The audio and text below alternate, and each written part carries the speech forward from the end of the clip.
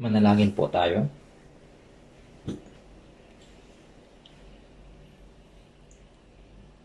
Mahabagin naming amang Diyos na sa amin ay nagmamahal. Nagpapasalamat kami sa inyo sa pagdidigtas sa amin sa pamamagitan ng inyong mahalagang dugo at sa paggabay sa amin sa pamamagitan ng inyong mga salita at ng Espiritu Santo upang kami ay mamuhay na masunurin para sa kalooban at kaluwalhatian ng Diyos sa natitirang bahagi ng aming buhay. Sa oras na ito, kaming mga tinubos ng mahalagang dugo ng Panginoon ay nagpapasalamat na kami ay inyong tinipon upang purihin ang inyong dakilang biyaya at pag-ibig, mag-aral ng salita, at makisama sa banal na pagtitipon. Pakiusap, tingnan niyo po ang bawat isa sa amin at alalayan ng inyong mahabaging mga kamay upang sa natitirang bahagi ng aming buhay ay hindi na kami mamuhay ayon sa mga walang kabuluhang bagay ng mundong ito o sa mga pagnanasa ng laman, kundi para lamang sa kalooban at kaluwalhatian ng Diyos. Gawin niyo po kaming mas ganap upang mabuhay lamang kami ayon sa Espiritu Santo. Pakiusap, panghawakan niyo po ang aming mga iglesia sa buong bansa, ang maraming mga iglesia sa buong mundo, at lahat ng mga kapatid na nagpapanatili ng pananampalataya at nangangaral ng Ebanghelyo kahit nasa may hirap na sitwasyon. Sa pamamagitan ng inyong salita, karunungan at kapangyarihan ng Espiritu Santo, upang aming matupad ang misyon sa pagpapalaganap ng Ebanghelyo na ipinagkatiwala ninyo sa amin sa mga huling araw na ito. Sa oras pong ito, kami po'y taimtim na umaasa sa patnubay at tulong ng Espiritu Santo. Ito po ang aming dalangin sa pangalan ng Panginoong Yesus. Amen.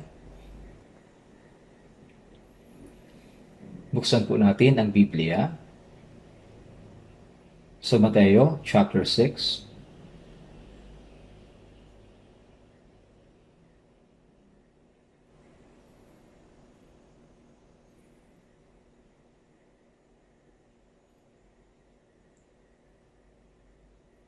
Mateo chapter 6, verse 33 at 34.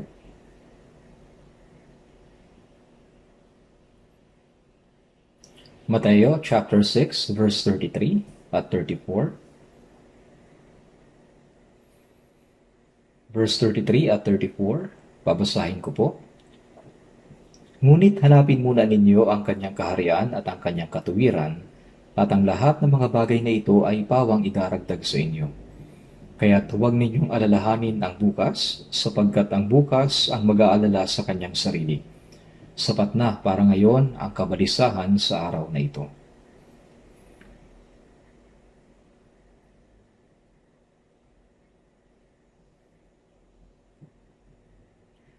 Napagpasihan ko po ang pamagat ng sermon, ang mga prioridad ng buhay ng Kristiyano, batay sa mga salitang ito.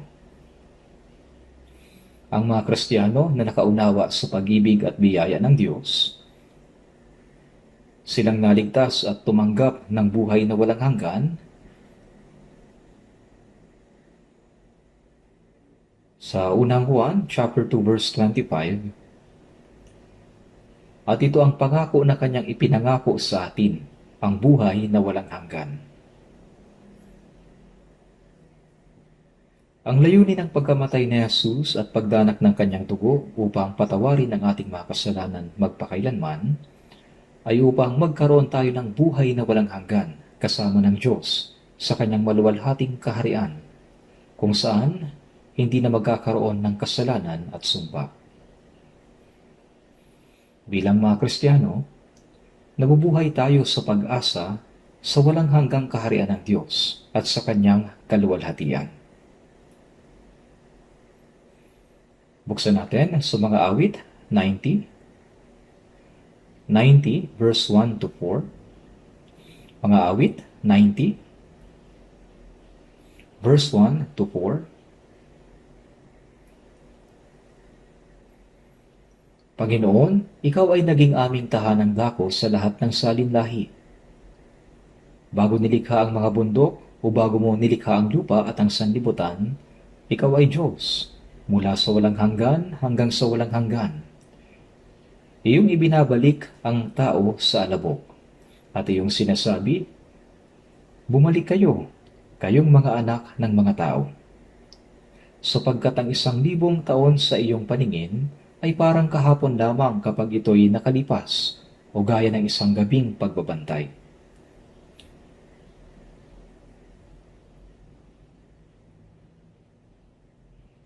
Ang salitang ito ay isinulat ni Moises, isang lingkod ng Diyos, na nagsasabi, "Ikaw ay naging aming tahanang dako sa lahat ng salinlahi."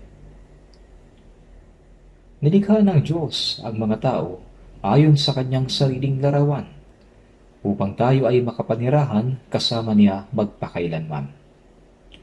Ang buhay natin sa mundong ito ay inilalarawan na gaya ng sa manlalakbay, na pansamantalang bumibisita at dumaraan. Katulad ng manlalakbay na nagpapalipas ng gabi sa isang mahirap na bukid, gaya ng inawit ng ating choir. Nasusulat sa mga awit, sapagkat ang 1,000 taon sa iyong paningin ay parang kahapon lamang kapag ito'y nakalipas, o gaya ng isang gabing pagbabantay. Para sa Diyos, ang 1,000 taon ay parang kahapon lamang kapag ito'y nakalipas, o gaya ng isang gabing pagbabantay. Sa walang hanggang kaharian ng Diyos, ang ilang dekada ng buhay natin sa mundong ito ay parang wala lang, na ang 1,000 taon ay parang kahapon lamang. Kung iisipin natin ang pamumuhay sa kaharian ng Diyos, kasama ang Diyos magpakailanpaman, ang buhay natin sa mundong ito, masasabing kasing liit lamang ng butil ng buhangin sa dalampasigan. Kung iisipin natin yung buhay sa kaharian ng Diyos, kasama ang Diyos magpakailanman. Sa verse 5, sila'y nakatulog, kinaumagahan ay parang damo na tumutubo. Sinasabi ng talatang ito na ang ating buhay ay gaya ng isang maiksing pagtulog. Kung paano ang damo ay mabilis na tumutubo, ngunit pagkaraan ng ilang sandali ay pinuputol at sinusunog, ang ating buhay sa mundong ito napakaikli at walang kabuluhan. Ang mga ligtas na Kristiyano ay hindi nabubuhay para sa kayamanan, karangalan, kapangyarihan, at makamundong kasiyahan na tulad ng mga tao sa sanlibutan. Sa halip, nabubuhay tayo na ang ating mga mata ay nakatingin sa walang hanggang kaharian ng Diyos at sa kanyang kaluwalhatian. Hindi tayo nabubuhay na tulad ng mga tao sa sanlibutan. Sa Santiago chapter 4 verse 14, ano ba ang inyong buhay?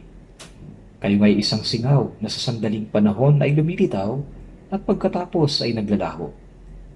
Ang buhay natin sa mundong ito ay parang isang singaw na lumilitaw at naglalaho.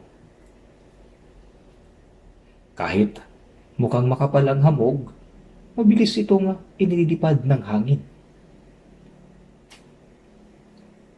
Ang singaw ay isang ilusyon na hindi kayang hawakan. Gayon ang lahat ng bagay sa sanlibutan. Bilang mga Kristiyano, hindi tayo nabubuhay para sa gayong mga bagay.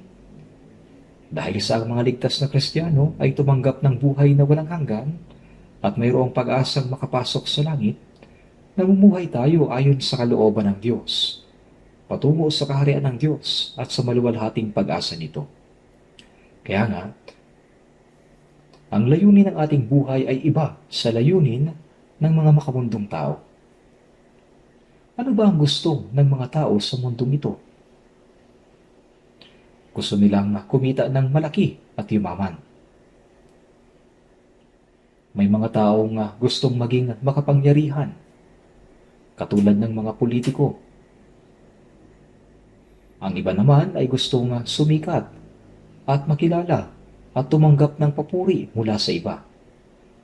Mayroon silang maraming iba't ibang ninanais.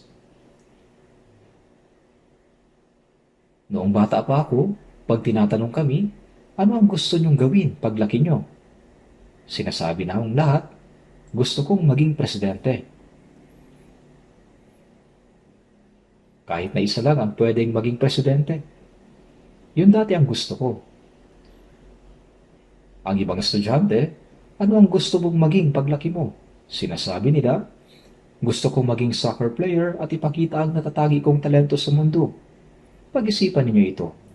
Sa tingin ko, presidente ang pinakamahirap na posisyon sa mga araw na ito. Hindi ba sa tingin nyo?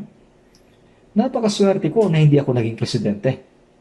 At wala akong balak na maging presidente kahit na pakiusapan pa ako.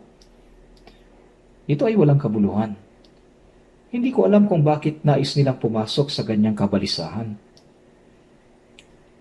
Mabuti kung sila'y manunungkulan bilang tunay na makabayan na may malinaw na layunin habang nakaupo bilang Pangulo. At sinasabi ng ilang tao, gusto kong maging mayaman at mamuhay ng marangya kahit na minsan lang. Ang ganyan ay tulad ng isang panaginip sa gabi. Kahit na sa panaginip mo ikaw ay naging hari o mayaman, paggising mo, wala ang lahat ng ito. Wala lang. May mga salitang tulad nito sa Biblia. Sa Isaiah chapter 29 verse 8, gaya ng panaginip ng isang pangitain sa gabi. At gaya ng kung ang isang gutom ay nananaginip na siya'y kumakain, at nagising na ang kanyang pagkagutom ay hindi napawi, o gaya ng kung ang isang taong uhaw ay nanaginip na siya'y umiinom, at gumising na nangihina. Ano man ang mangyari sa panaginip, pagkagising mo, wala lang. May kasabihan tayo na ang buhay ay panaginip lamang. Alam natin na ang lahat ng bagay sa mundong ito ay walang kabuluhan. Kaya nga nabubuhay tayo para sa buhay na walang hanggan, para sa kaharian ng Diyos at maluwalhating pag-asa. Bakit pa kailangang mag-aral ng mga estudyante kahit na ayaw nila? Nahihirapan sila ng sobra dahil hindi nila gusto ang mag-aral. Ang dahilan kung bakit tinitiis nila ang hirap sa pag-aaral ay upang magtagumpay sila sa mundo at maging mayaman. Umaasa sila, ngunit ang totoo, walang kabuluhan ang kanilang pag-asa. Maraming tao ang nagtitiis ng matitinding hirap para lamang yumaman. Para sa kanila, pera ang pinakaunang prioridad sa buhay. Ito yung pinakaunang prioridad sa buhay nila. Bilang mga Kristiyano, dapat nating isipin kung ano ang prioridad natin sa buhay. Ang lahat ng tao sa mundo ay maraming bagay na dapat gawin. Ngunit may mga bagay na dapat unahin at may mga bagay na hindi dapat unahin. Ano ang dapat na unahin? Ang mga bagay na pinakamahalaga ang dapat na mauna.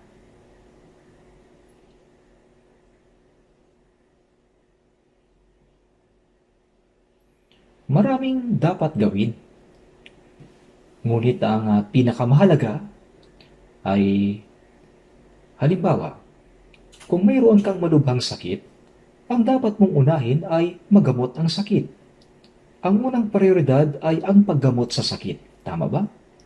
Kung babaliwalain mo ang paggamot sa sakit dahil busy ka sa mga bagay na gusto mong gawin, maaari kang mamatay. Ano ang silbi ng tagumpay sa negosyo kung malapit ka nang mamatay? Maraming tao ang binabawian ng buhay dahil naging mas abala sila sa ibang bagay. Marami silang iba't ibang negosyo at plano. Ngunit ano ang silbi nito kung sila ay mamamatay? Kaya nga, gaya sa ipinapakita natin sa Bible Seminar, ang parehong mayamang tao sa Amerika at Korea ay hindi nabuhay ng matagal. At binanggit nila kung gaano kawalang kabuluhan ang kanilang buhay nang mamamatay na sila sa sakit.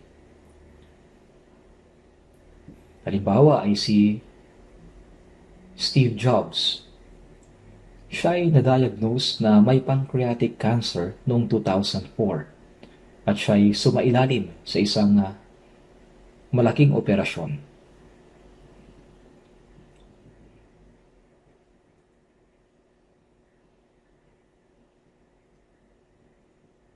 Noong nagbigay siya ng mensahe sa Stanford University, sinabi niya,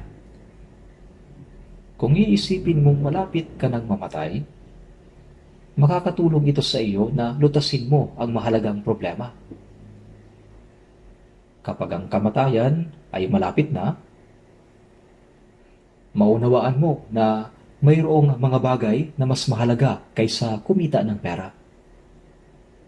At nang siya ay nasa ICU na, sinabi niya, "Ako ay nabuhay bilang isang hangal. Kumita ako ng pera at pinupuri ng mga tao sa mundo. Ngunit ako'y nabigo." Nang panahong iyon, itinuturing siyang isa sa mga pinakamatagumpay na tao. Ngunit sinabi niya, "Nabuhay ako na gaya ng isang hangal." Nakalimutan niya ang pinakamahalagang bagay. Hindi ko alam kung naunawaan niya kung ano ang pinakamahalagang bagay na ito bago siya namatay. Dahil hindi ito nabanggit. Sa Mateo chapter 16 verse 26, sapagkat ano ang mapapakinabang ng tao kung makamtan niya ang buong sanlibutan, ngunit mawawala naman ang kanyang buhay? O ano ang ibibigay ng tao na katumbas ng kanyang buhay? Ang buhay na ito, na tumatagal lamang ng ilang dekada, at ang buhay na binanggit na Jesus ay ang buhay ng kaluluwa. Sapagkat ano ang mapapakinabang ng tao kung makamtan niya ang buong sanlibutan, ngunit mawawala naman ang kanyang buhay? O ano ang ibibigay ng tao na katumbas ng kanyang buhay? Hindi ito tumutukoy sa pisikal na buhay na dapat mabuhay ng ilang dekada. Sinasabi ng iba, mamamatay naman sa isang paraan o iba pa, kaya mamumuhay ako sa paraang gusto ko. Dati ay may napanood akong pelikula tungkol sa sugal. Naglalaro sila ng revolver. Ang revolver ay isang baril na umiikot ang lalagyan ng bala. Ngunit isang bala lang ang kanilang inilalagay. Pagkatapos ay pinapaikot nila ang lalagyan ng bala. Kaya hindi nila alam kung nasaan ang bala. Pagkatapos ay itututok nila ang baril sa kanilang noo at kakalabitin ang gatilyo. Kung mamalasin sila, sila ay mamamatay. Ngunit kung mabubuhay sila, mananalo sila ng maraming pera at matatapos ang laro. Ibinubuwis nila ang kanilang buhay para sa pera.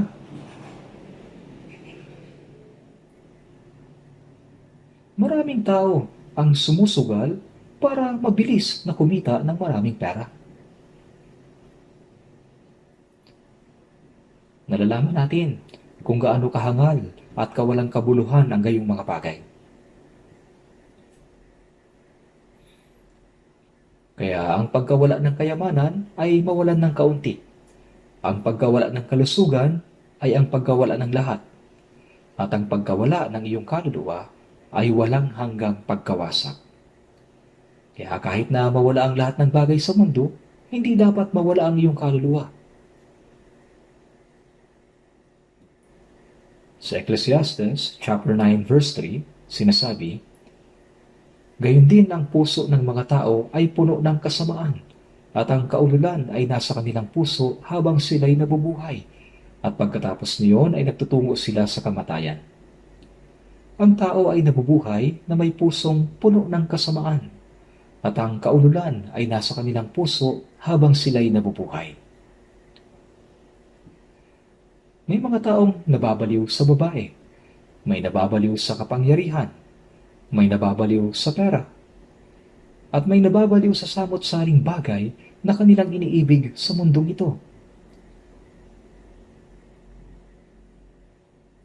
Sa Lucas chapter 12 verse 15, sinabi ni Jesus, "Mag-ingat kayo at magbantay laban sa lahat ng kasakiman, sapagkat ang buhay ng tao ay wala sa kasaganaan ng kanyang mga ari-arian." Ang layunin ng buhay sa mundong ito ay hindi upang magkaroon ng masaganang pag-aari o pera. Ang ganitong uri ng pag-asa ay walang kabuluhan dahil maglalaho din ang lahat ng mga ito.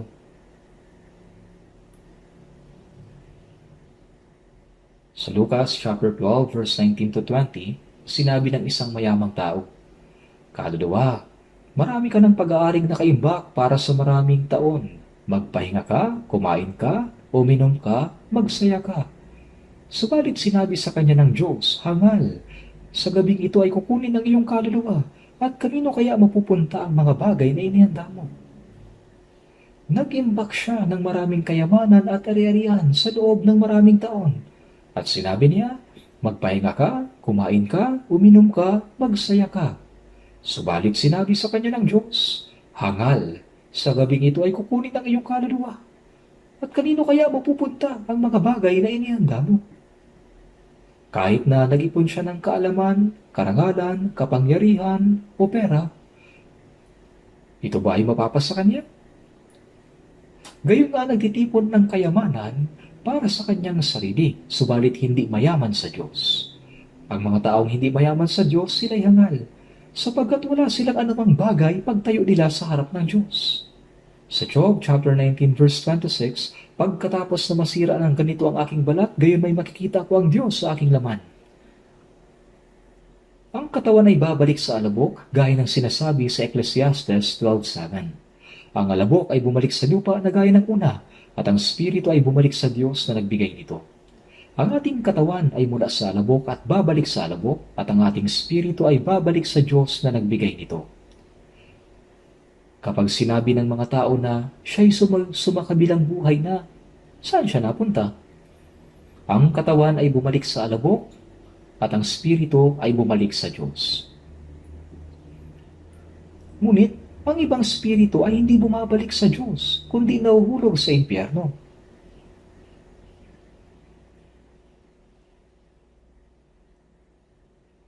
Kaya nga sila nagtitipon ng maraming bagay para sa kanilang katawang lupa, ngunit hindi nakapaghanda sa harap ng Diyos ay tinatawag na hangal.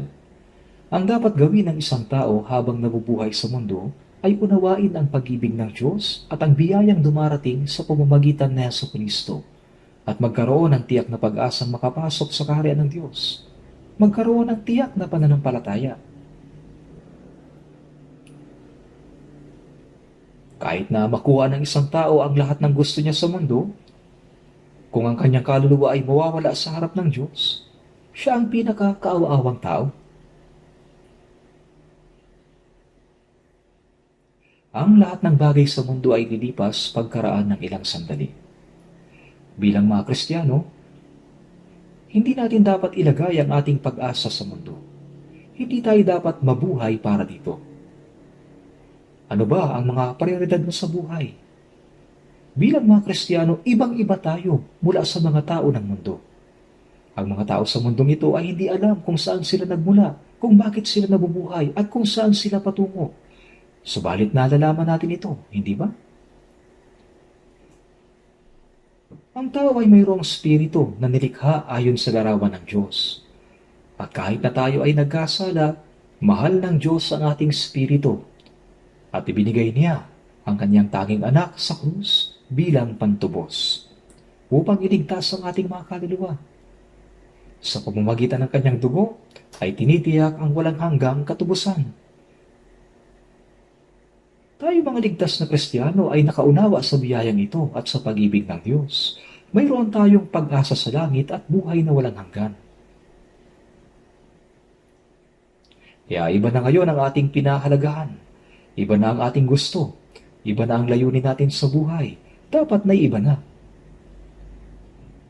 Kahit na makuha ng mga tao sa mundo ang lahat ng gusto nila, kung mawawala naman ang kanilang kaluluwa, alam niyo ba ang tawag sa ganoong mga tao? Sila'y hangal. Kilala niyo ba si Judas Iscariote?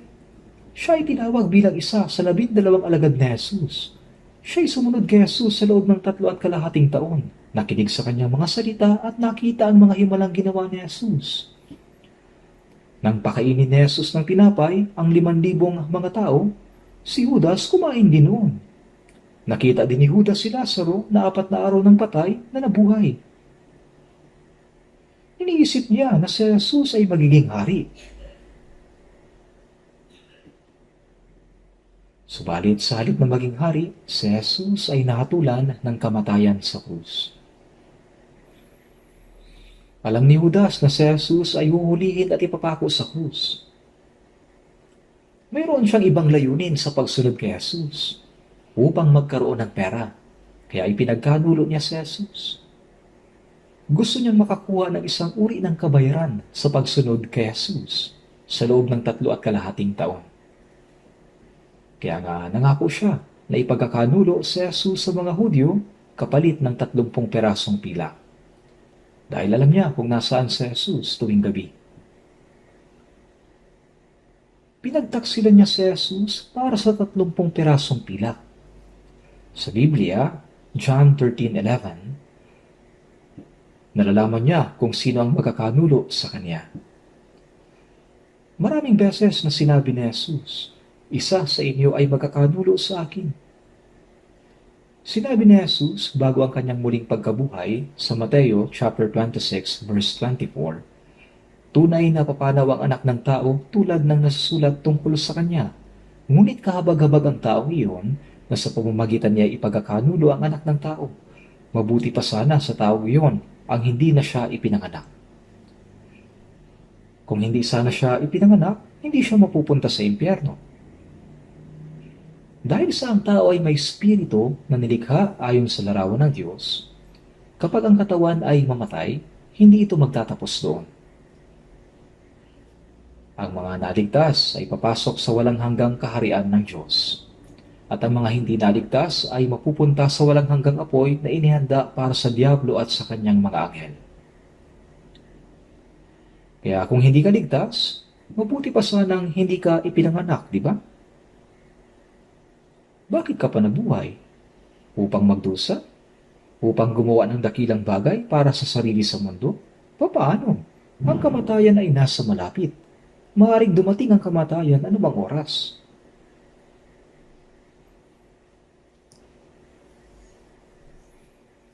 Kaya, mas mabuti pang ipinanganak na lang bilang isang hayop. Dahil ang hayop ay walang spirito. Ang mga hayop ay ibinigay ng Diyos sa mga tao.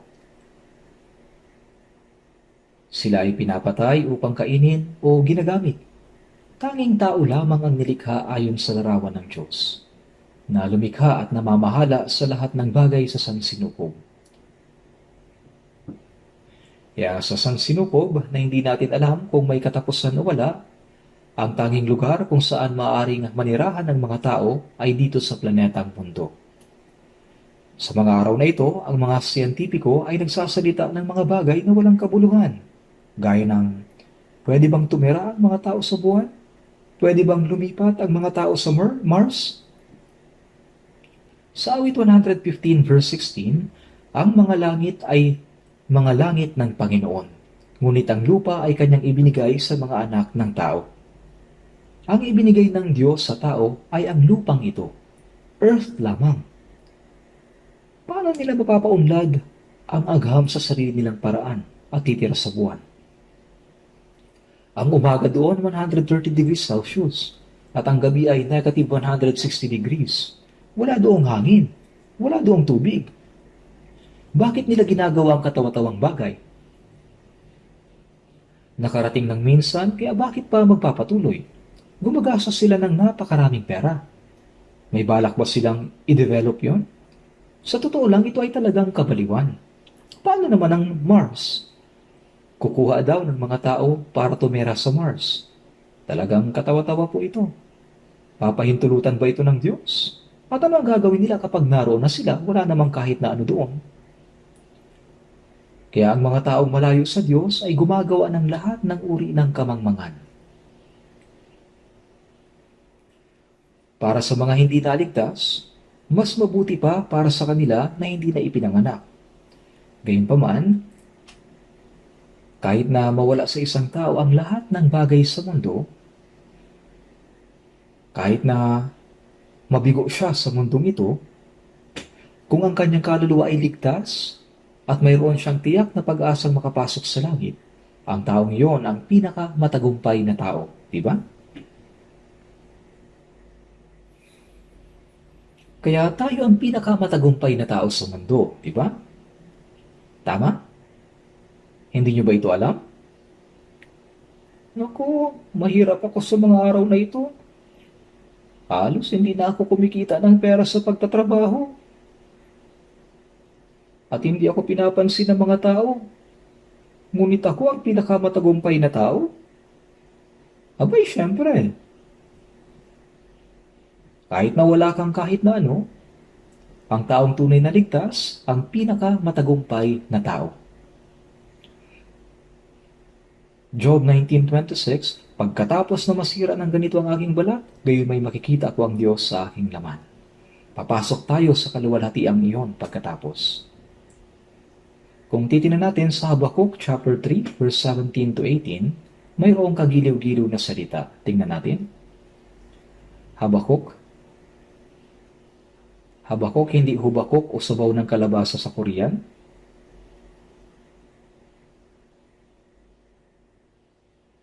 Bago ang Sefanyas, Habakuk, chapter 3, sa Lumang Tipan.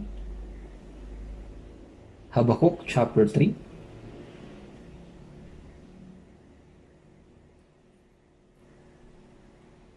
Tingnan natin sa verse 17.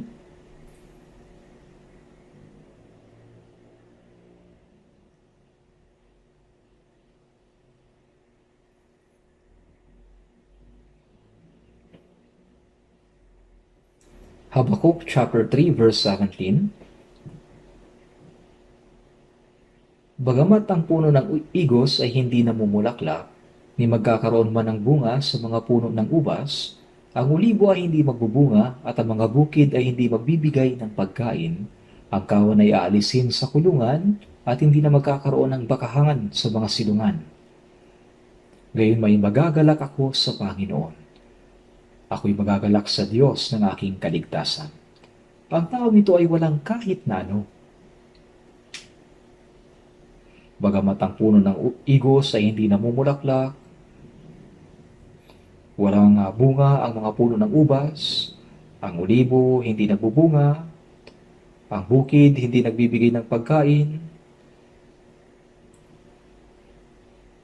kawan inalis sa kulungan, walang bakahalan sa silungan, wala siyang anumang bagay. Dahil nagkaroon ng maraming kahirapan ang mga tao sa Israel. Subalit, gayon may magagalak ako sa Panginoon. Ako'y magagalak sa Diyos ng aking kaligtasan. Ipagpalagay natin wala tayong kahit na ano dito sa mundo. Itong katawan lang natin ang mayroon tayo. Dahil wala tayong kahit na ano.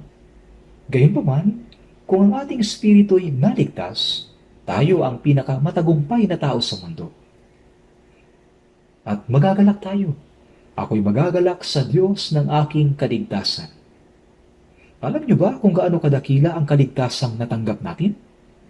Nang tayo ay naligtas, tayo ay nagagalak. Ngunit kapag nakakaranas ng kahit na kaunting kahirapan, sinasabi natin, ano ba naman ito? Naligtas ka, at ito isang napakabuting bagay. Ibigay man sa iyo ang lahat ng bagay sa mundong ito, ngunit ano ang silbi nito kung hindi ka ligtas? Sinasabi sa Hebreo chapter 11 verse 24, sa pananampalataya, nang nasa hustong gulang na si Moises, ay tumangging siya'y tawaging anak ng anak na babae ni Faraon. Siya'y naging anak ng prinsesa ng Ehipto. Kung kikilos siya ng maayos, pwede siyang maging hari ng Ehipto. Nang panahong iyon, ang kaharian ng Ehipto ang nangunguna. Ngunit tinalikuran niya ang pagiging anak ng prinsesa at piniling magdusa alang-alang kay Kristo. Nabuhay siya 1,500 years bago dumating si Kristo. Ngunit alam niya ang tungkol sa Kristong darating. Kaya sa Hebreo chapter 11 verse 26, kanyang itinuring na malaking kayamanan ang magdusa alang-alang kay Kristo kaysa mga kayamanan ng Ehipto. Maraming mga kayamanan sa Ehipto.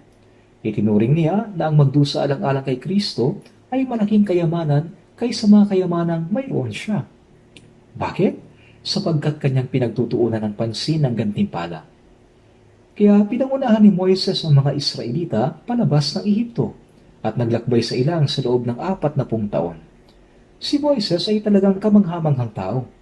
Pagkatapos niyang mailabas ang mga Israelita sa ilang, Sinubukan ng mga taong patayin si Moises. Kanilang sinabi, bakit mo kami inilabas upang pahirapan? Bumalik na lang, bumalik na tayo sa Ehipto. Gaano ba karaming kahirapan ang naranasan niya nang pangunahan niya ang mga Israelita patungo sa lupain ng Kanaan? Ngunit pinagtuunan ni Moises ng pansin ang gantimpala. Kanyang itinuring na malaking kayamanan ang magdusa alang-alang kay Kristo kaysa mga kayamanan ng Ehipto. Ganoon din sa atin. Kahit na anong hirap at pagdurusa ang mayroon tayo sa mundong ito, pansamantala lamang ang lahat ng mga ito. Pupunta tayo sa langit, sa walang hanggang kaharian. Hindi natin lubos maisip kung gaano kaganda ang kaluwalhatian ng langit. Gaano man kaganda ang mga bagay sa mundong ito, kahit na 10,000 ay wala sila sa kalingkingan ng langit. Totoo ito. Ito ay isang bagay na hindi maipapaliwanag ng anumang bagay sa mundong ito. Sa langit, makakapiling natin ang Diyos, ang ating Ama, na sa atin ay nagligtas, at si Jesucristo na tumubos sa atin, kasama ang makalangit na hukbo ng mga anghel, at doon tayo maninirahan magpakailanman, sa isang lugar na walang pagluha, walang pagdurusa. Sa ating makalupa at tuhikal na pag-iisip, imposibleng ganap na mailarawan ang langit. Kaya naman kahit si Apostol Pablo ay nagpahayag ng kanyang pananabik na makapiling ang Panginoon. Kaya sa Filipos chapter 1, sinabi niya, ang aking nais ay umalis at makasama si Kristo sapagkat ito'y higit na mabuti. Ang ganitong mga salita ay paulit-ulit na binanggit kung titingnan mo sa Filipos chapter 1. Ilang beses niya itong sinabi. Kapag naunawaan natin ito, ang panandaliang pagdurusa na ating nararanasan sa mundong ito ay ipinaliwanag sa Roma chapter 8 verse 17 to 18. Itinuturing ko na ang pagtitiis sa panahong kasalukuyan ay hindi karapat-dapat maihambing sa kaluwalhatiang mahayag sa atin. Sinasabi nito na ang mga kapighatian at pagdurusa na ating nararanasan sa kasalukuyang panahon ay hindi kailanman maihambing sa walang hanggang kaluwalhatiang darating. Gayon din sa 2 Korinto chapter 4 verse 17, inihahanda tayo nitong magaan at panandaliang kapigatian para sa walang hanggan at di masukat na kaluwalhatian. Sa mundong ito, nagtitiis tayo ng mga pagdurusa, subalit ito'y panandalian lamang. Nang panahong isinusulat ang Biblia, gaano karaming pagdurusa ba ang tiniis ng mga apostol? At gaano karaming mga Kristiyano ang pinatay dahil sa pananampalataya? Halimbawa, sa Roma, pinagbintangan ang mga mananampalataya na nakikibahagi sa Lord's Supper na sila daw ay mga kanibal o kumakain ng tao. Kasi sinabi ni Jesus tungkol sa tinapay, kumuha kayo, kainin ninyo, ito ang aking katawan, at sa alak, ito ang aking dugo ng tipan, na nabubuhos dahil sa marami sa ikapagpapatawad ng mga kasalanan. At sa John 6:54, ang kumakain ng aking laman at uminom ng aking dugo ay may buhay na walang hanggan. Kaya yung mga taong nakikibahagi sa Lord's Supper ay pinagbintangan. Yung mga taong yan, kanibal. Gaano ba karaming mga Kristiyano ang pinatay dahil sa gayong pagbibintang? Sa Roma, bawat emperador ay walang awang pumatay sa mga Kristiyano. Sila'y inihagi sa mga leon, ipinako sa krus. Ang kanilang mga katawan ay binuhusan ng langis at sinunog upang magsilbing sulo sa gabi. Nang bumisita ako sa Roma, pumunta ako sa mga catacombs. Ang mga catacombs ay tila hinukay upang itayo ang lungsod ng Roma. At napakaraming mga lagusan doon. Kaya may nagsabi na mayroon daw isang turistang Hapon na naligaw doon at namatay. Sinasabing noong ang mga sundalong Romano ay pumasok sa mga lagusang pinagtataguan ng mga Kristiyano, naligaw din sila at hindi naanap ang daan palabas.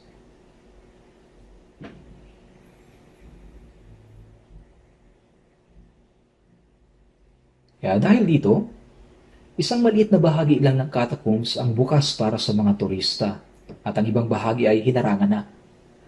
Kapag namartir ang isang Kristiyano, ang kanilang katawan doon inililibing.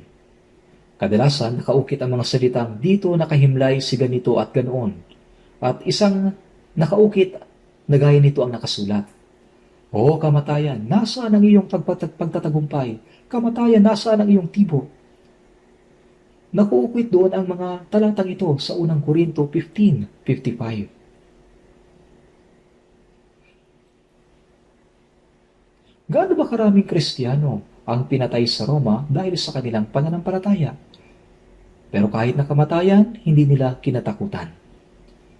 Kaya tayong mga Kristiyano ay nabubuhay sa mundong ito upang suklian ang biyaya at pag-ibig ng Diyos na sa atin ay nagligtas, upang maglingkod sa Diyos. Ang layunin ng ating buhay ay hindi na kung paano kumain ng maayos o mamuhay ng maayos, ngunit isang buhay ng paglilingkod sa Diyos upang suklian ang kanyang biyaya na sa atin ay nagligtas. Ang paglingkuran sa Jesucristo na siya nagbigay sa atin ng buhay na walang hanggan at pag-asa. Ito ang layunin ng buhay Kristiyano. Bilang mga Kristiyano,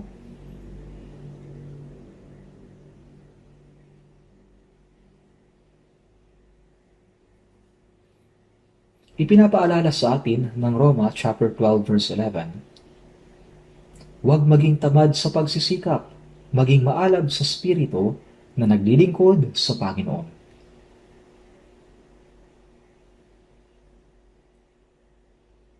Naglilingkod sa Panginoon.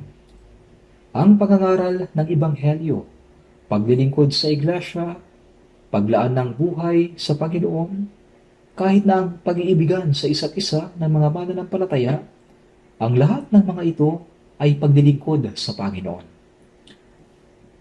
Sa Mateo chapter 25 verse 40, katotohanan sinasabi ko sa inyo, yamang ginawa ninyo ito sa isa sa pinakamaliit sa mga kapatid kong ito, ay sa akin ninyo ginawa. Nangangahulugan ito na ang pangangaral ng Ebanghelyo, pagdilingkod sa iglesia, at pagtulong sa mga kapatid ay mga gawain ng pagdilingkod sa Panginoon. Tulad nito, pinapaalala sa atin sa Colossus chapter 3 verse 23 at 24 na anuman ang inyong ginagawa ay inyong gawin ng buong puso na gaya ng sa Panginoon at hindi sa mga tao. Paglingkuran ninyo ang Panginoong Hesukristo. Maging sa pamilya, sa trabaho, o sa iglesia, lahat ng ating ginagawa ay dapat maging paraan ng paglilingkod sa Panginoon. Ngunit, paano tayo makapaglilingkod sa isang hindi nakikitang Diyos? Sa unang Juan chapter 4 verse 20, kung sinasabi ng sino man, iniibig ko ang Diyos at napupuot sa kanyang kapatid, siya'y sinungaling. Sapagkat ang hindi umiibig sa kanyang kapatid na kanyang nakikita ay hindi maaaring umibig sa Diyos na hindi niya nakita.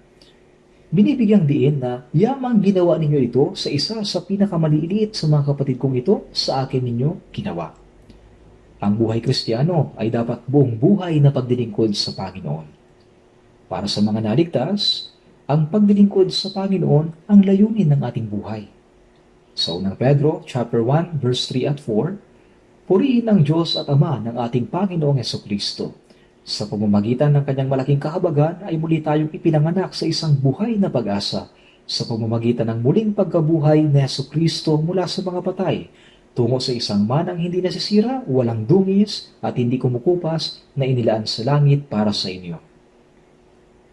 Sa pamamagitan ng kanyang kamatayan at pagdanak ng kanyang dugo, pinatawad ni Jesus ang ating mga kasalanan. At sa pamamagitan ng kanyang muling pagkabuhay, binigyan niya tayo ng bagong buhay. Kaya tayo ipinanganak na muli sa pamamagitan ng kamatayan at muling pagkabuhay ni Jesus. Gaya sa Juan, ipinanganak ng tubig at ng Espiritu.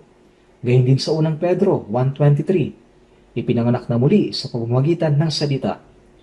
Dahil ipinahayag ng salita na tinubos na tayo ni Jesus sa pamamagitan ng kanyang kamatayan at muling pagkabuhay.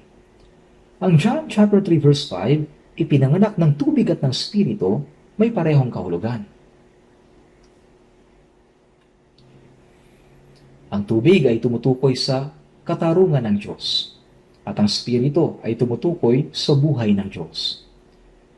Binayaran ni Jesus ang hinihingi ng katarungan ng Diyos sa pamamagitan ng kanyang kamatayan, at binigyan niya tayo ng panibagong buhay sa pamamagitan ng kanyang muling pagkabuhay.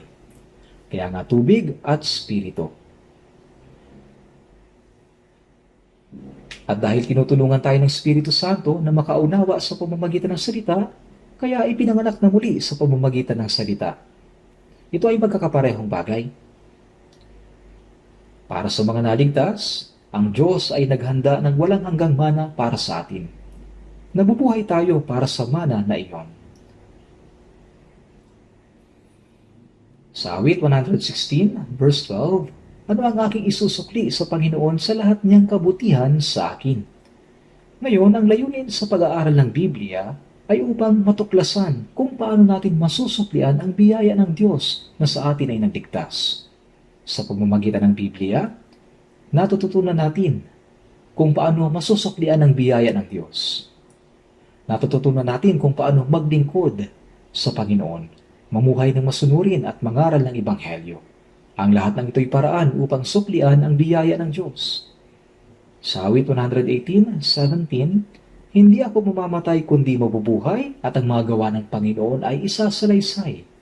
Sa awit 66:16, kayo magsiparito at inyong dinggin, kayong lahat na natatakot sa Diyos, at ipahayag ko kung ano ang kanyang ginawa para sa aking kaluluwa.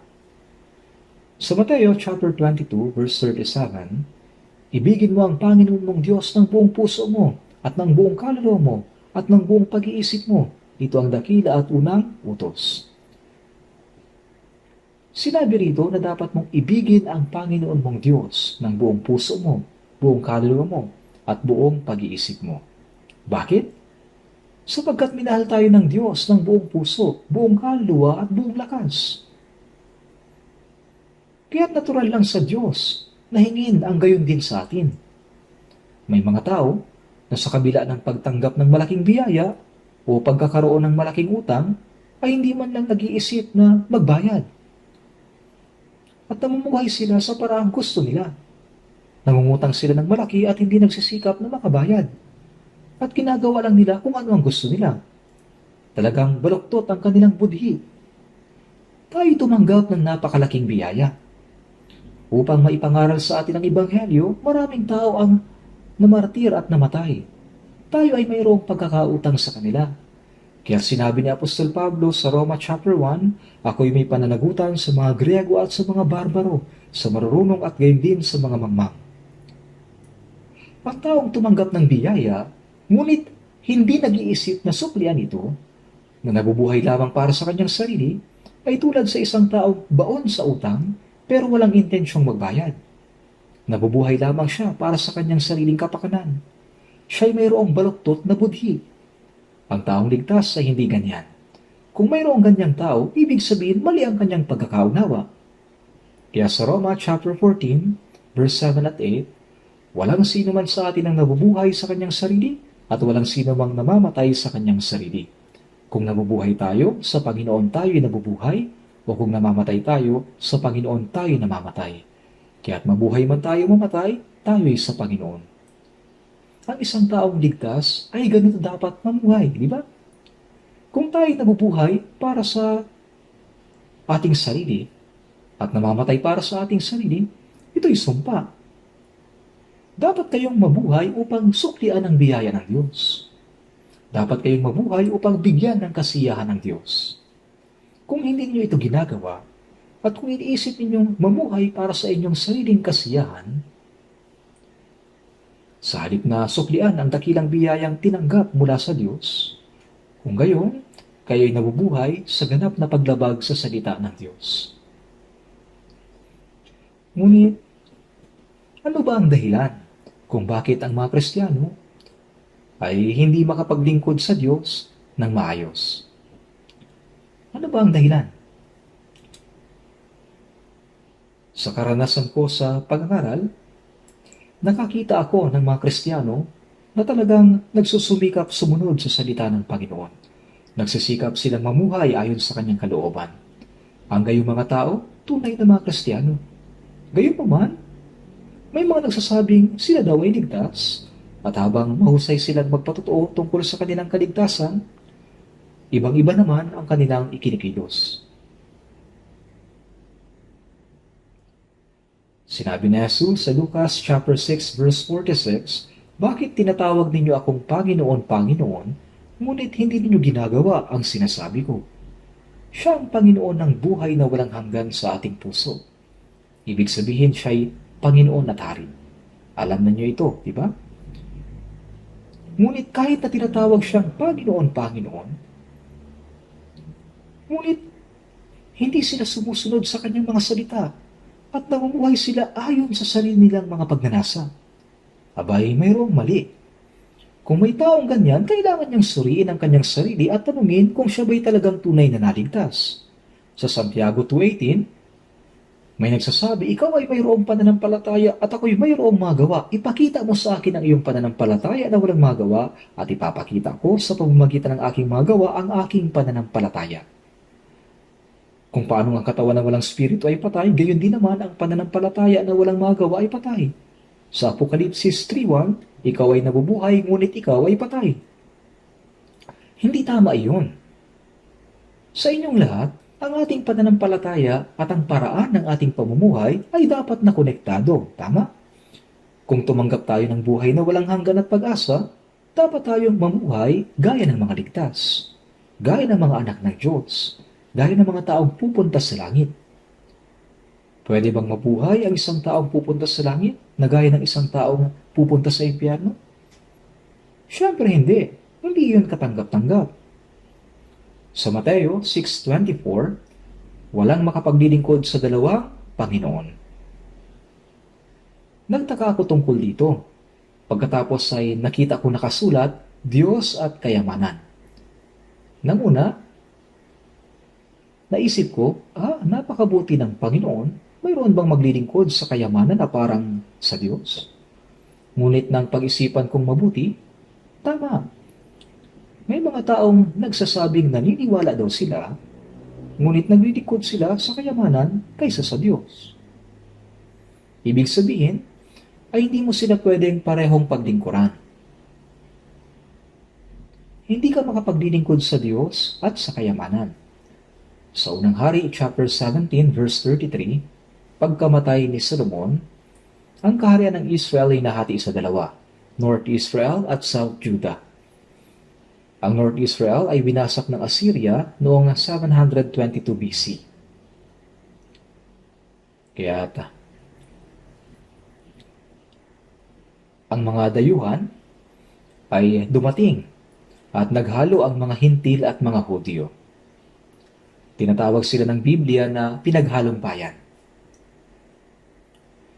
Kaya ang mga taong ito ay naglilingkod sa Diyos, ngunit naglilingkod din sila sa mga Diyos-Diyosan. Pinaglilingkuran nila ang Diyos, at kasabay nito, pinaglilingkuran din nila ang mga Diyos-Diyosan. Ito ay isang napakalaking kontradiksyon.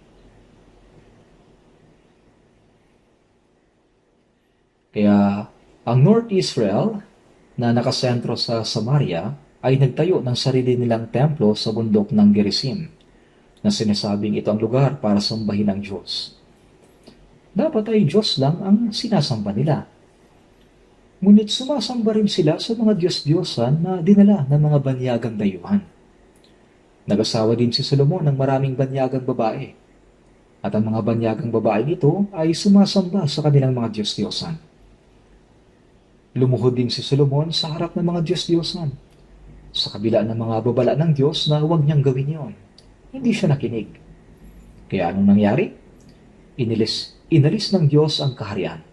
Kumuha siya ng 10 tribo at ibinigay kay Jeroboam. Ibinigay niya ang lipi ni Judah sa kanyang anak na si Rehoboam. Ang lipi ni Levi ay ibinigay upang maglingkod sa templo ng Diyos. Napaganda sana kung patuloy silang naglingkod sa Diyos ng tapat. Ngunit sa huli, pareho nilang pinaglingkuran ang Diyos at ang sanlibutan. Sa Levitico chapter 26 verse 1, huwag kayong gagawa para sa inyong sarili ng mga Diyos-Diyosan. Ngunit gumawa sila ng mga Diyos-Diyosan para sa kanilang sarili. Sa Ezekiel chapter 14 verse 3 to 5, Israel na may mga Diyos-Diyosan sa kanyang puso. Sa panlabas, parang sumasamba sila sa Diyos. Ngunit sa kanilang puso, ang sinasamba nila ay mga Diyos-Diyosan. Sa Colossus chapter 3 verse 5, patayin ninyo ang anumang makalupa na nasa inyo. Pakikiapid, karumihan, masamang pita, masasamang pagnanasa, at kasakiman na ito'y pagsamba sa mga Diyos-Diyosan. Ang paano magkaroon ng maraming pera at maging mayaman sa mundong ito ay kasakiman ng mga Kristiyano. Ito'y kasakiman. Sa ikalawang Timoteo chapter 3 verse 1 at 2, sa mga huling araw ay darating ang mga panahon ng kapighatian sapagkat ang mga tao ay magiging maibigin sa kanilang sarili, maibigin sa salapi, mga maibigin sa kalayawan sa halip ng mga maibigin sa Diyos. Ang sino mang naglilingkod sa pera ay naglilingkod sa kanyang sarili. Tama? Naniniwala sila na pera ang magbibigay sa kanila ng kasiyahan. Sinasabi ng Biblia na minamahal ng Diyos ang kaluluwa ng kanyang mga ligtas na anak at inaalagaan din ang kanilang pisikal na pangangailangan. Sa Mateo chapter 10 verse 30, at maging ang mga buhok ng inyong ulo ay bilang na lahat. Hindi ba ipinagbibili ng isang kusing ang dalawang maya? Ang salitang asarion ay tumutukoy sa pinakamababang denominasyon ng pera. Ang dalawang maya ay ipinagbibili sa isang kusing. Ibig sabihin, itinuturing na maliit ang halaga ng maya, may pinakamababang halaga. Ngunit kahit na ito'y isang maya na hindi mahalaga, isa man sa kanila ay hindi mahuhulog sa lupa na hindi batid ng inyong ama. Sa Mateo 10:31, kayo ay higit na mahalaga kaysa maraming maya. Tingnan ninyo ang mga ibon sa impapawid. Hindi sila naghahasik o gumagapas o nag-iimbak man sa mga kamalig, ngunit pinapakain sila ng inyong ama na nasa langit. Hindi ba higit na mahalaga kayo kaysa kanila? Pansinin ninyo ang mga liryo sa parang kung paano silang lumalaki. Sila'y dinadamitan ng magaganda ng Diyos. Hindi ba lalo niya kayong bibihisan kayong maliliitang pananampalataya? Nagsalita ang Diyos sa iba't ibang paraan. Inaalagaan niya mga ibon sa impapawid at dinadamitan ang mga liryo sa parang. Gaano pa kayo aalagaan ng makalangit na Ama? At dahil sa hindi nila kayang paniwalaan ito, gumagawa sila ng sarili ng Diyos upang maging masaya. Sa Roma chapter 8 verse 32, siya na hindi ipinagkait ang kanyang sariling anak, kundi ibinigay dahil sa ating lahat. Si Jesus ay kapantay ng Diyos. Gayunpaman, hindi niya ipinagkait ang kanyang sariling anak, kundi ibinigay sa ating lahat bilang pantubos sa lahat ng tao. Siya na hindi ipinagkait ang kanyang sariling anak, kundi ibinigay dahil sa ating lahat, bakit naman hindi ibibigay sa atin ng walang bayan ang lahat ng mga bagay? Ibinigay niya ang lahat.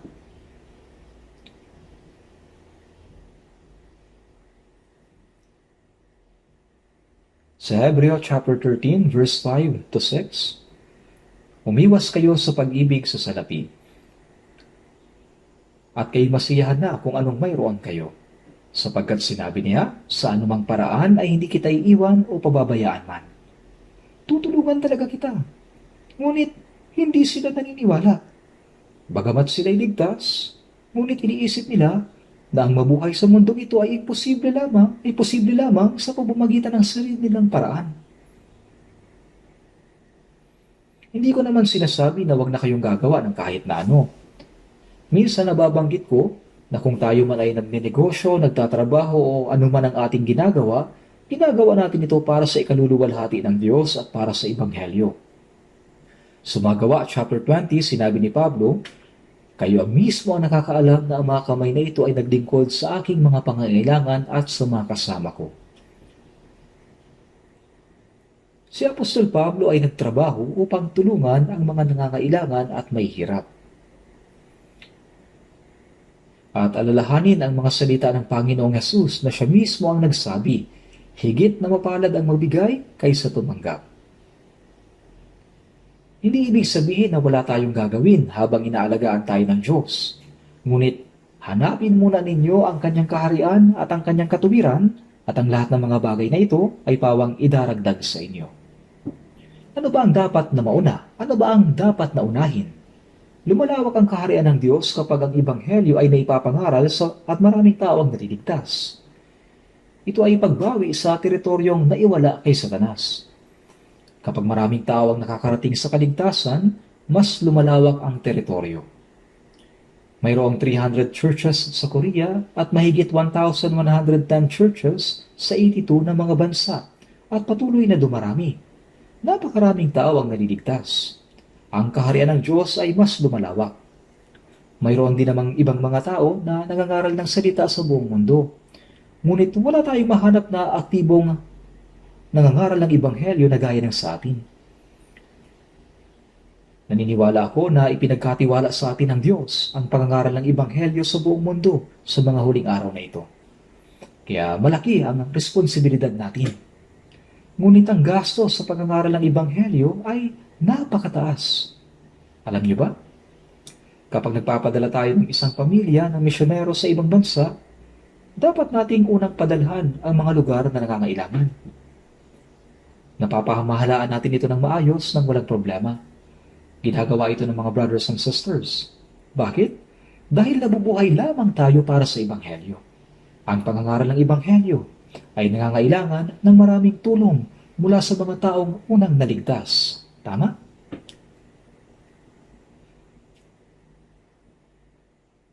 Sa Lucas,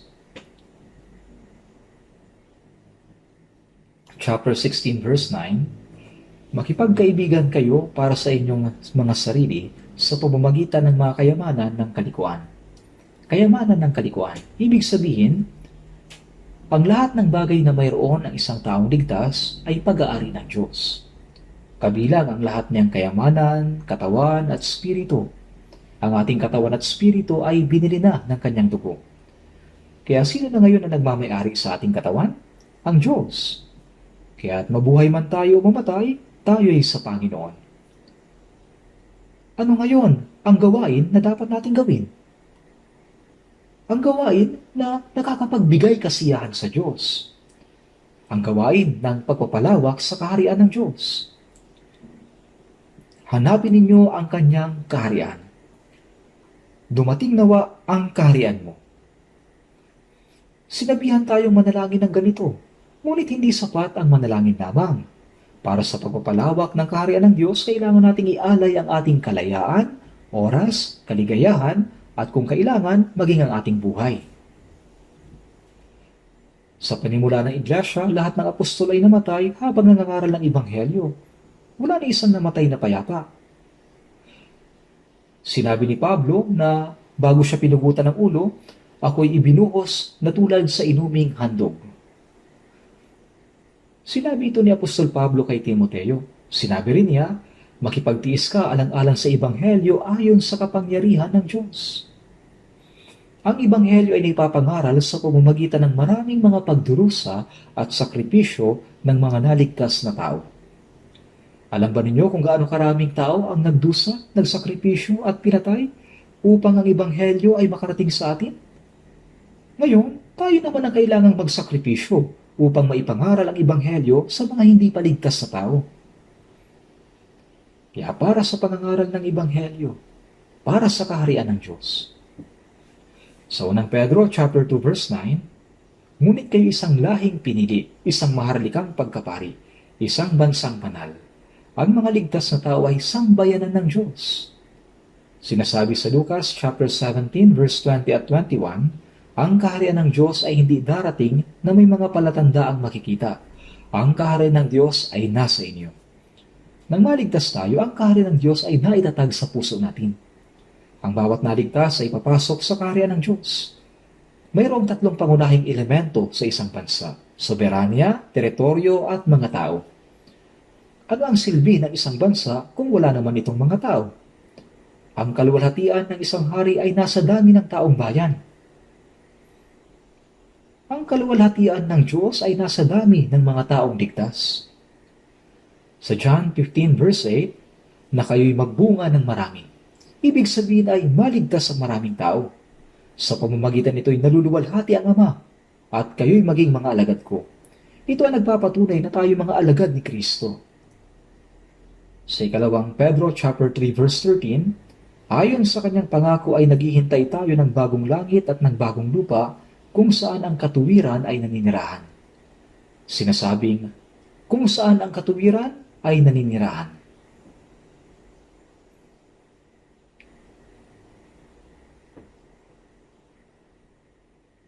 Doon sa bagong langit at bagong lupa ay wala ng kasalanan. Katuwiran na lamang ng Diyos. Sa puso ng mga ligtas na tao, ang katuwiran ng Diyos natutupad. Ang katuwiran ay tumutukoy sa buhay na masunurin sa Diyos, buhay na nagmamahalan sa isa't isa, at buhay na sumusunod sa kalooban ng Diyos. Ang lahat ng katuwirang ito ay umiiral sa kaharian ng Diyos. Ang pagpapalaganap ng Ebanghelyo ay pagpapalawak sa kaharian ng Diyos. At kapag ang mga taong naligtas ay sumusunod sa salita ng Diyos, iniibig ang isa't isa at namumuhay ayon sa kalooban ng Diyos, natutupad ang katuwiran ng Diyos sa kanilang mga puso. Kaya hanapin muna ninyo ang kanyang kaharian at ang kanyang katuwiran. Buhay na nag-i-evangelize, sumusunod sa salita ng Diyos at minamahal ang bawat isa. Ang mga ito lamang ang dapat na gawin natin. Hanapin muna ninyo ang kanyang kaharian at ang kanyang katuwiran at ang lahat ng mga bagay na ito ay pawang idaragdag sa inyo. Ito ang pangunahing prioridad. Sinabi ng Diyos na kung gagawin lang natin ito, ibibigay niya sa atin ang lahat ng kailangan natin bilang karagdagan. Nangako ang Diyos sa kanyang mga naligtas na anak na puprotektahan at tutulungan niya sila.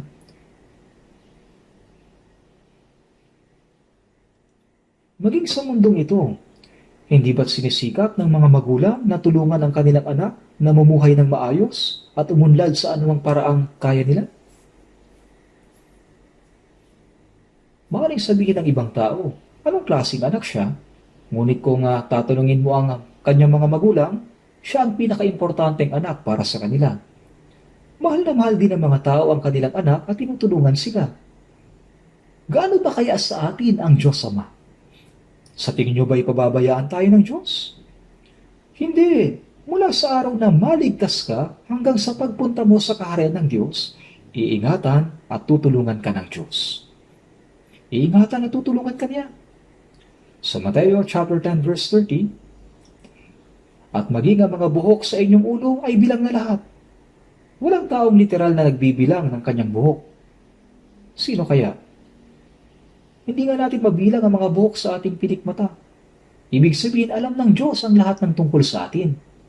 Kaya huwag kayong mabalisa na magsasabing ano ang aming kakainin, o ano ang aming iinumin, o ano ang aming isusuot, sapagkat hinahanap ng mga hintil ang lahat ng mga bagay na ito at batid ng inyong Ama sa langit na kailangan ninyo ang lahat ng mga bagay na ito. Alam niya. Ibig bang sabihin ay wala siyang gagawin? Hindi. Tinutulungan niya tayo. Pero may mga taong hindi naniniwala dito. Tinutupad ng Diyos ang kanyang mga pangako. Dapat mong paniwalaan ito. Pinatawad na ng Diyos ang ating mga kasalanan sa pamamagitan ng dugo ni Jesus. Ngunit kung hindi ka maniniwala, ito'y walang silbi sa iyo. Pagkatapos ng kaligtasan, dapat din tayong maniwala na iniingatan at tinutulungan niya tayo. Kung hindi, hindi ka mapoprotektahan ng Diyos. Yung mga taong hindi naniniwala sa pagtulong ng Diyos, hindi ko alam kung naniniwala ba talaga sila sa kaligtasan. Nangako ang Diyos na iingatan at tutulungan niya tayo. Ngunit dahil hindi naniniwala ang mga tao, tila iniisip nila na kayamanan at hindi Diyos ang mag-iingat sa kanila. Magpapasaya at mananagot sa kanilang kinabukasan. Ito ay dahil sa hindi sila naniniwala sa pangako ng Diyos. Kaya sinasabi sa Kawikaan 18:11, ang yaman ng mayamang tao ang kanyang matibay na lungsod, at sa kanyang pag-iisip ay tulad ng pader na matayo. Ang mga hari noong unang panahon, nagtatayo sila ng matitibay na kastilyo bilang tagapag-ingat ng kanilang buhay. Di ba?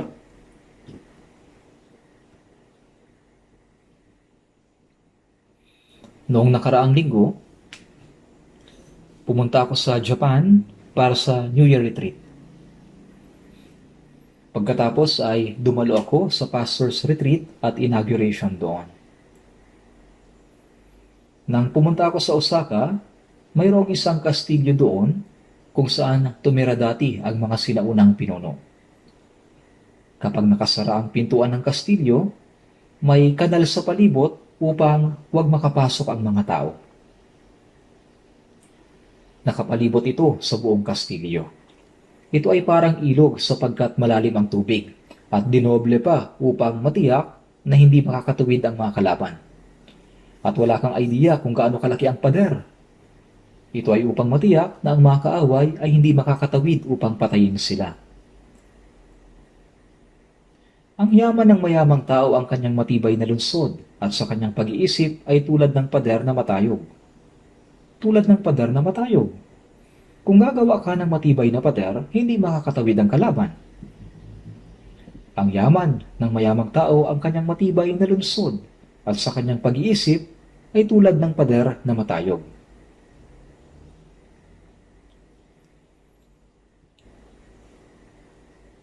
Itinayo ni Emperor Qin Shi Huang ang Great Wall of China para protektahan ang kanyang sarili. Sa takot na baka salakayin siya at patayin ang kanyang mga kaaway. Nagsugo din siya ng 500 lalaki at babae upang hanapin ang eliksir ng buhay. Gayunpaman, hindi sila bumalik. Sapagkat wala naman talagang eliksir ng buhay. Ang taong iyon ay nabuhay lamang ng 49 na taon at namatay ng mas maaga kaysa iba. Gayunpaman, kung tayo mga Kristiyano ay nag-iisip na, kung marami akong kayamanan, maiingatan ako ng kayamanang iyon. Magiging maayos ang aking kinabukasan at ako'y maiingatan. Kung gayon, hindi natin kailangan ng Diyos. Ito ay paglilingkod sa kayamanan sa halip na sa Diyos. Makipagkaibigan kayo para sa inyong sarili sa pamamagitan ng mga kayamanan ng kalikuan. Kung mayroon tayong kayamanan, dapat natin itong mabilis na gamitin para sa Ebanghelyo. Kailangan nating paghandaan ang ating pagtanda at pagre-retiro. Ngunit hindi magandang mag-focus ng sobra dito. Diyos ang bahala sa iyong kinabukasan at pagre-retiro kung mamumuhay ka ayon sa kalooban ng Panginoon. Sa John chapter 17 verse 10, mayroong panalangin si Jesus ng gabi bago siya namatay. Ang lahat ng sa akin ay iyo, at ang sa iyo ay akin, at ako'y naluluwalhati sa kanila. Nangangahulugan ito na kung ang sa akin ay sa Diyos at ang sa Diyos ay sa akin. Kung sasabihin natin na ang lahat ng mayroon tayo ay sa Diyos at mamumuhay tayo ayon sa kanyang kalooban, Diyos ang sasagot sa lahat ng tungkol sa atin. Dapat din tayong manalangin gaya nito. Ama, lahat ng sa akin ay sa Diyos at lahat ng sa Diyos ay akin. At sa Malakias chapter 3, ang tithes o ikapo ay sa Diyos. At ang mga kumukuha ng ikapo ay sinasabing nagnanakaw sa Diyos. Ang huling propeta, 400 taon bago dumating si Jesus, ay si propetang Malakias. Nanaway ang Diyos sa Malakias chapter 3 verse 8. Nanakawan ba ng tao ang Diyos? Kayo'n may ninanakawan ninyo ako. Ngunit inyong sinasabi, paano ka namin ninanakawan? Sa mga ikasampung bahagi at sa mga handog. Siyempre, ang ikapo ay dapat na ibigay sa Diyos. Hindi ito nangangahulugan na 1/10 lang ang sa Diyos at ang iba ay sa akin. Ang 1/10 o ikapo ang unang pagsunod. Pagkilala na lahat ay pag-aari ng Diyos. At ang natitirang siyam ay dapat ding gamitin ayon sa kalooban ng Diyos. Sa chapter 3 verse 10, subukin ninyo ako ngayon, sabi ng Panginoon ng mga hukbo. Tingnan ninyo kung hindi ko bubuksan para sa inyo ang mga bintana ng langit at ibubuhos sa inyo ang pagpapala na walang sapat na kalalagyan. Ito lang ang talata na nagsasabi sa atin na subukin ng Diyos. Kung sinasabi natin ang lahat ng ang sa akin ay sa Diyos, kung gayon ang lahat ng sa Diyos ay akin. At sinabi ng Diyos na ibubuhos niya ang isang pagpapala na walang sapat na kalalagyan.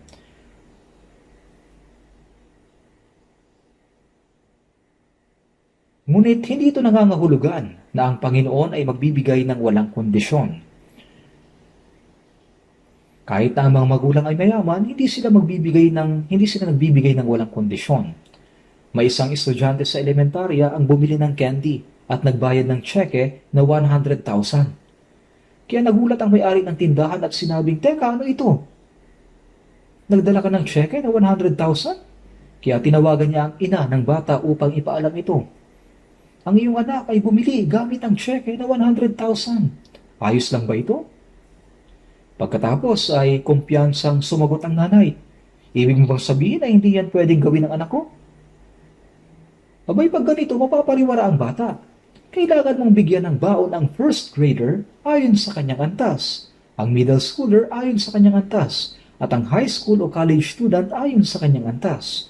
Kung hindi, mapapariwara ang bata. Binibigyan tayo ng Diyos ayon sa kinakailangan natin. Hindi binibigay ng Diyos ang lahat-lahat ng minsanan. Kung minsan ay ginagawa niya tayong mahirap, mayaman, at mahirap. At tinitingnan niya kung tayo ba ay mamumuhay na nasisiyahan sa Diyos at umaasa sa Diyos. Kung minsan, ibinibigay sa atin ng Diyos ang lahat. At tinitingnan niya kung paano natin ito gagamitin. Hindi dahil hindi tayo tinutulungan ng Diyos kaya nagiging mahirap ang mga bagay. Si Apostol Pablo habang nangangaral ng Ebanghelyo ay naging hubad, nagutom, walang tulog, nanginginig, binugbog ng hindi mabilang, nabilanggo ng maraming beses, halos mamatay ng maraming beses, pinagahampas, pinalo at nabilanggo ng hindi mabilang. Sinasabi sa Filipos chapter 4 verse 12, marunong ako magpakababa at marunong din akong magpakasagana. Sa bawat bagay at sa lahat ng bagay ay natutunan ko ang lihim sa kabusugan at maging sa kagutuman, at maging sa kasaganaan, at maging sa kasalatan. Yan ang sinabi niya sa Filipos chapter 4. Minsan ay nangolekta si Pablo ng malaking halaga at dinala ito sa Jerusalem. Magugutom kaya siya kung may dala siyang malaking halaga? Ngunit ito ba ay ginamit ni Pablo ayon sa sarili niyang kagustuhan? Hindi. Marunong akong magpakababa. Minsan mahirap tayo. Minsan mayaman. Sa bawat bagay at sa lahat ng bagay ay natutunan ko. Kapag wala tayo, natututo tayong makontento sa Panginoon. At kapag mayaman tayo, ibinibigay natin sa Diyos ang lahat ng ating kayamanan. Sa katunayan, kung tayo ay mayaman, ang dapat lang nating gamitin ay ang kailangan natin para sa ating sarili at ibigay ang lahat para sa Diyos, para sa Ebanghelyo. Ganyan ang taong nakakaalam ng prioridad ng Kristiyano.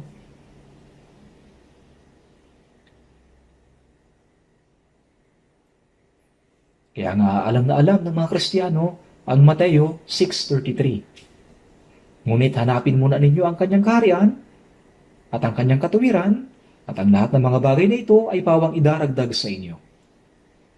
At kung mamumuhay ka lamang para sa kaharian ng Diyos, para sa kanyang katuwiran at para sa kalooban ng Diyos, lahat ng mga bagay na ito, ang mga bagay na kailangan para sa laman ay ibibigay ng Diyos bilang bonus. Ang Diyos ay tumutupad sa kanyang pangako. Sinabi ba yun ng Diyos upang makakuha ng pera mula sa kanyang mga anak? Ang Diyos ay hindi manggagansyo. Ito'y totoo. Nahihirapan tayo kasi hindi tayo naniniwala sa pangakong ito. Talagang naniniwala ako sa salitang ito. Kung mamumuhay tayo sa kalooban ng Panginoon, Panginoon ang bahala sa atin. Aakuin niya ang responsibilidad. Ganyan naman hanggang ngayon. Kaya sa mga awit 118 verse 17, hindi ako mamamatay kundi mabubuhay at ang magawa ng Panginoon ay isasalaysay. May layunin ang mga naligtas na mabuhay at hindi mamatay. Ito ay upang isalaysay ang magawa ng Panginoon. Ano ba ang gawa ng Diyos? Ang paglikha at pamamahala sa lahat ng bagay sa sinukob at ang pamumuno sa kasaysayan ng tao. Ngunit higit rito, ang pag-aalay ng kanyang bugtong na anak upang tubusin ang ating mga kasalanan at iligtas tayo. Ito ang pinakamabuting bagay na nagawa ng Diyos. Bagamat nilikha niya ang lahat ng bagay sa sansinukob at pinamamahalaan ng kasaysayan, hindi niya maililigtas ang ating kaluluwa sa pamamagitan lamang ng pagsasalita. Bakit? Kasi sinasabi sa Roma 6:23, ang kabayaran ng kasalanan ay kamatayan. Ang Diyos ay Diyos ng hustisya. Ang kasalanan may kaparusahan. Ito'y batas ng Diyos. Kung ipapataw sa atin ang kabayaran ng kasalanan, walang mapupunta sa langit. Ngunit upang iligtas tayo, ang pag-ibig ng Diyos ay mas malaki sa ating mga kasalanan. Hindi ito nangangahulugan na pwede tayong iligtas ng walang bayad. Dapat pagbayaran ng Diyos ang ating mga kasalanan. Iyan ang katarungan ng Diyos. Natupad ang katarungan ng Diyos nang ang walang salang si Jesus ay hinatulan ng kamatayan gaya sa pinakamakasalanang tao. Tinanas niya ang lahat ng hirap, sakit at kahihiyan at ipinako sa krus. Nagdanag ng kanyang dugo upang patawarin ang ating mga kasalanan. Siya ang nagbayad sa ating mga kasalanan. Ito isang bagay na hindi na maulit. Maging Diyos ay hindi na makakagawa ng higit pa riyan. Kaya sa Hebreo chapter 2 verse 3, sinasabi, paano nga tayo makakatakas kung ating pababayaan ang ganito kadakilang kaligtasan? Ganito kadakilang kaligtasan. Minsan, nagpunta ako sa isang nayon sa Jolak Butugdo at nagsagawa ng Bible seminar doon. At maraming miyembro ng choir at mga kabataan ang naligtas. Ngunit may isang matandang elder doon na nakapagpatayo ng ilang simbahan. Nang makausap ko siya, sabi niya, bakit masyado niyo namang pinahalagahan yung walang kwentang kaligtasan? Ano elder? Anong sabi mo? Sinabi mo bang walang kwentang kaligtasan? Ang kaligtasan ba isang maliit na bagay? Kaya sabi niya, naku, nagkamali ako at binawi niya ang kanyang sinabi. Hindi niya nagustuhan na sinasabi ng mga kabataan sa kanyang simbahan na naligtas na sila. Kaya't nasabi niya, walang kwentang kaligtasan. Kaya paano siya maliligtas? Paano nga tayo makakatakas sa hatol ng Diyos kung ating pababayaan ang ganito kadakilang kaligtasan? Tinanggap natin ang dakilang kaligtasan na ito. Dahil dakila at mahalaga ang kaligtasan tinanggap natin, dapat din nating ituring ang kaligtasan ng iba na kasing dakila nito. Dapat nating isaalang-alang ang kaligtasan ng maraming ligaw na kaluluwa sa pamamagitan ng pagturing sa pangangaral ng Ebanghelyo bilang pinakamataas na layunin ng ating buhay. Dapat ito ang maging prioridad ng ating buhay, pangunahing prioridad. At ang pamumuhay ayon sa kalooban ng Diyos ay ang pagtupad sa katuwiran. Una, ibigin natin ang Diyos ng buong puso, buong pag-iisip, buong lakas at buong buhay. At ang mga umiibig sa Diyos ay dapat ding umibig sa kanilang kapwa na gaya ng kanilang sarili. Ito ang dapat nating gawin. Humayo kayo sa buong sanlibutan at inyong ipangaral ang Ebanghelyo sa lahat ng nilikha. Dapat nating ilaan ang lahat ng ating oras, talento at kayamanan kahit na isakripisyo ang ating buhay kung kinakailangan para maipalaganap ang Ebanghelyo. Yan ang dahilan kung bakit nabubuhay tayo. Dapat maging malinaw sa iyo ang layunin mo sa buhay. Kaya ang prioridad ng buhay Kristiyano ay hindi dapat magbago. Dahil kung hindi, magkakaroon ng pagkalito sa ating buhay Kristiyano. Ano ba ang pangunahing prioridad sa ating buhay Kristiyano? May pakikipag-ugnayan ba tayo sa mundong ito? Mayroon ba tayong anumang ninanasa mula rito? Walang kwenta ang mga yan. Itapon natin ang lahat ng mga ito sa basurahan. Nasa atin ang pinakadakilang misyon sa lupa na ipinagkatiwala sa atin ng Diyos. Ang layunin ng buhay Kristiyano. Kaya sinabi ni Jesus sa Mateo 6:19, huwag kayong magtipon ng mga kayamanan para sa inyong sarili sa lupa, na dito ay naninira ang bukbuk at ang kalawang, at ang mga magnanakaw ay nakakapasok at nakakapagnakaw. Ano ba ang kayamanan? Sa talatang ito, iniisip ng mga tao sa mundo na pera ang magpapasaya sa kanila at mag-iingat sa kanila. Kaya para sa kanila, pera ang kayamanan. Para sa mga tao sa mundong ito, pera ang kayamanan para sa kanila. Ngunit sinabi ni Jesus, ang tapat sa kakaunti ay tapat din naman sa marami, at ang di tapat sa kakaunti ay di rin naman tapat sa marami. Pera ang pinakamaliit na bagay. Iniisip mo ba na malaking bagay sa iyo ang kayamanan? Itinuturing mo ba ito na parang pader? Sa tingin mo ba ay may ingatan ka nito tulad ng matibay na kastilyo? Abay, nagkakamali ka. Ikaw ay mayroong maling akala. Diyos ang nag-iingat sa atin. Sinabi ng Diyos na nagligtas sa atin, huwag kayong magtipon ng mga kayamanan para sa inyong sarili sa lupa, kundi magtipon kayo para sa inyong sarili ng mga kayamanan sa langit.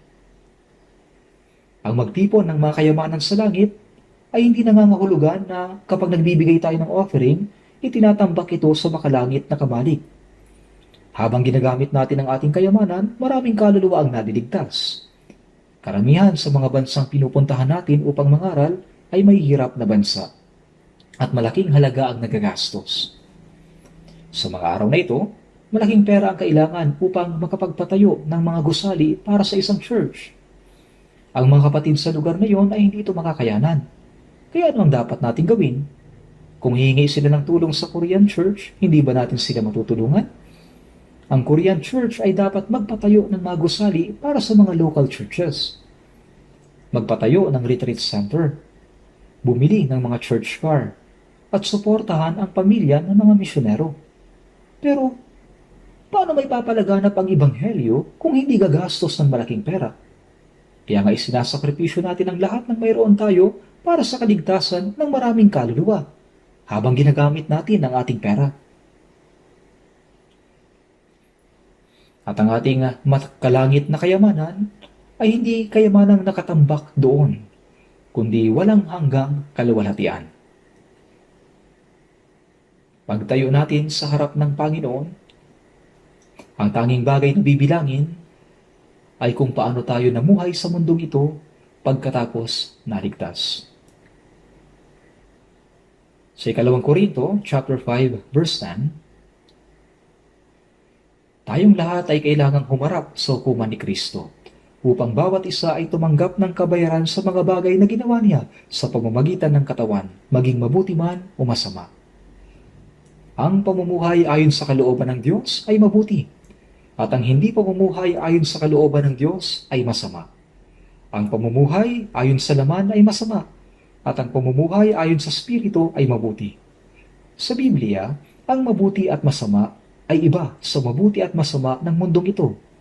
Kaya't sinabi ng Biblia sa Santiago 4:17, sino mang nakakaalam ng paggawa ng mabuti, ngunit hindi ito ginagawa, ito'y kasalanan sa kanya.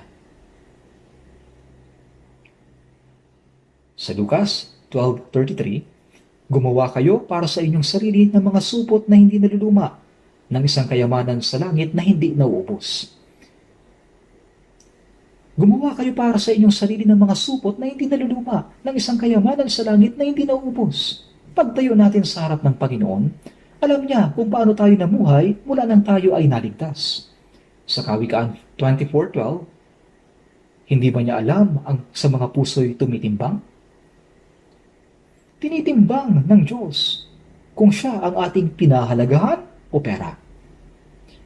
Tinitimbang niya. At siyang nagbabantay sa iyong kaluluwa ay hindi ba niya nalalaman?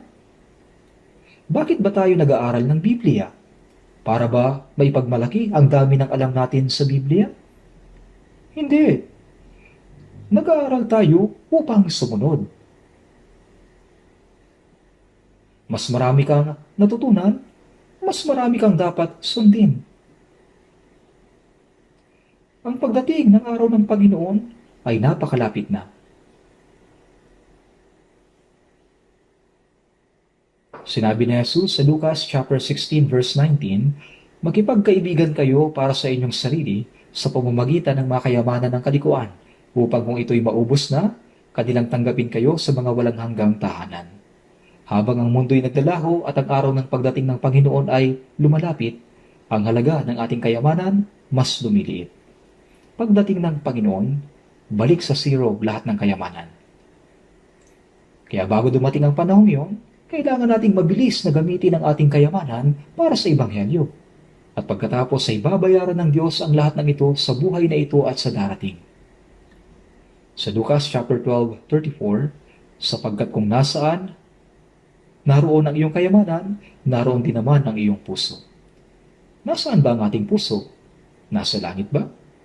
Kung ang puso natin ay nasa langit, kung saan naroon ang ating kayamanan, mabubuhay tayo para doon. Dapat maging malinaw sa iyo kung saan mo dapat ilagay ang iyong puso. At ang araw ng pagdating ng Panginoon ay malapit na. Pagdating ng Panginoon, dapat tayong purihin bilang isang mabuti at tapat na alipin, hindi bilang isang masama at tamad na alipin. Ang pagiging tamad ay masama, hindi yun nararapat. Lumilipas ang mga taon. Maaring dumating ang Panginoon sa taong ito. May ilang araw pang natitira, kaya maaari siyang dumating sa taong ito. Kung hindi siya darating sa taong ito, darating siya sa susunod na taon. Bakit? Napakalapit na ng araw ng pagdating ng Panginoon. Dumating man ang Panginoon ngayon, wala nang problema sa Biblia. Ang lahat ng mga propesiya natupad na. Manalangin na po tayo. Mahabagin naming Diyos Ama, salamat po sa pagdiligtas sa amin mula sa maraming tao sa mundong ito sa katapusan ng panahon. Ang aming katawan, kaluluwa at natitirang bahagi ng buhay ay sa iyo. Binili ninyo kami sa pamamagitan ng inyong mahalagang dugo. Ngayon ay akayin mo po kami na mabuhay sa pagsunod, na iniaalay ang lahat para sa kalooban at kaluwalhatian ng Diyos, at para sa misyon ng pagpapalaganap ng Ebanghelyo na ipinagkatiwala sa amin ng Diyos. Naway maisakatuparan sa pamamagitan namin ang maraming gawa ng dakilang kaligtasan, upang ito'y maging isang malaking kagalakan at kaluwalhatian sa Diyos, upang kami mamuhay lamang ayon sa kalooban ng Diyos na naniniwala sa kanyang pangako, na ibibigay niya ang lahat ng kinakailangan ng bawat namumuhay ayon sa kanyang kalooban. Lahat nawa ng gawain na nais ng Diyos na maisakatuparan sa pamamagitan namin ay maisakatuparan ayon sa kanyang kalooban. Ito po ang aming dalangin sa pangalan ng Panginoong Jesus. Amen.